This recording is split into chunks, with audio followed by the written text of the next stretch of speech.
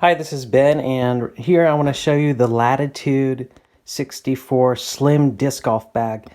We are just starting out as a family playing disc golf, and so we are definitely beginners. And this has been a great addition to our equipment. This bag is made of nylon. It's nice and durable. It has some great features. So first of all, it comes with a shoulder strap that hooks on with these heavy duty latches, and it swivels, so it's pretty easy to put it up on your shoulder and get up and go. The strap is also adjustable. The inside is designed to hold up to 8 discs. It's just a single compartment inside. The front pocket here is designed or is intended to hold your putters. So there's also an additional pocket here in the front. On the back is another flat zipper pocket. This is another place you can put your personal items.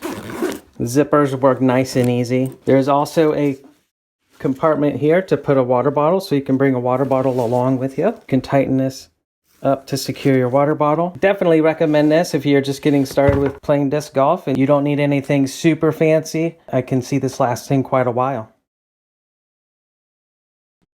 Hope this helps. Thanks for watching.